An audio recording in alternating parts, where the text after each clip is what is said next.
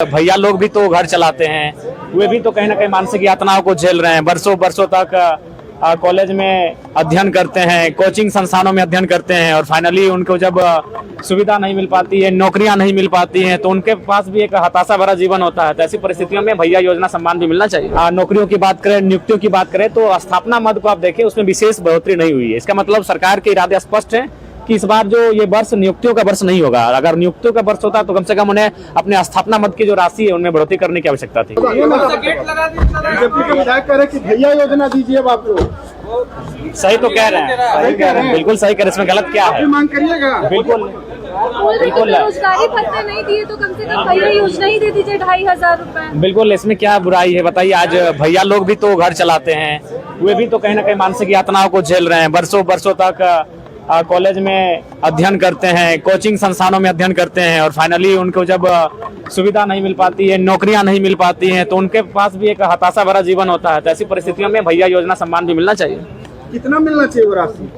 कम से कम एक संतोषजनक 4-5 हजार रुपए तो मिलने ही चाहिए, जिसे कम से कम एक स्कॉलरशिप के।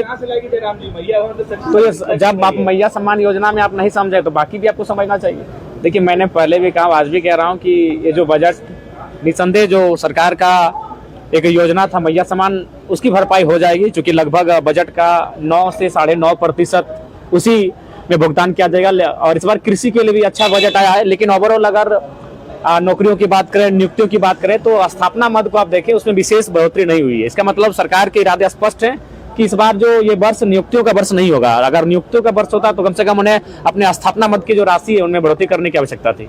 भैया सम्मान योजना में जितनी रकम चाहिए थी 50 लाख से लाखों को, उससे बहुत कम है, 10 लाख कट जाएगा। देखिए, अभी धीरे धीरे जैसे समय बढ़ेगा तो बहुत सारे तर्क देकर उनका कटौती किया जाएगा। उनके बहुत सारे ऐसे सरकार प्रावधान खोजेगी जिसमें कि जो लाभुक हैं, जिनकी संख्या शायद 50 लाख के आसपास है, उसे निश्चय ही कटौती किया जाएगा। जयराम जी, निशिकांत भी बोल रहे हैं कि झारखंड को इस्लामिक राज्य बनाया जा रहा है। देखिए, सबसे पहली बात, निशिकांत दुबे जिस क्षेत्र से आते हैं उस क्षेत्र में हम कभी रहे नहीं है, उतना उस परिस्थिति को जानते नहीं। झारखंड क्या है कि पूरा झारखंड एक नहीं है। भौगोलिक दशा से अगर हम लोग पढ़ें, सांस्कृतिक दृष्टिकोण से पढ़ें, हम संवैधानिक दृष्टिकोण से एक है, लेकिन अगर भूगोल की बात करें, संस्कृति की बात करें, थोड़ी थोड़ी भिन्नता मिल जाती है। कहीं एसपीटी कानून है, कहीं सीएनटी है, तो कहीं विल्किंसन कानून है, तो पलामू का क्षेत्र फिर एक विशेष रखता है, तो छोटानाग थोड़ा विशेष है, कोल्हान थोड़ा विशेष है, संथाल थोड़ा विशेष है। तो जब आप उस भौगोलिक स्थिति में बसबसाव करेंगे, रहेंगे, अध्ययन करेंगे, तभी उस विषय में हम कह पाएंगे। आपने कल सवाल किया कि युवाओं के लिए बजट नहीं है, क्या वजह हो रही है कि युवाओं पर ध्यान नहीं दे? देखिए, हमें लगता है कि सरकार युवाओं को लेकर गंभीर नहीं है और मुझे लगता है ये बहुत ही खेदजनक है।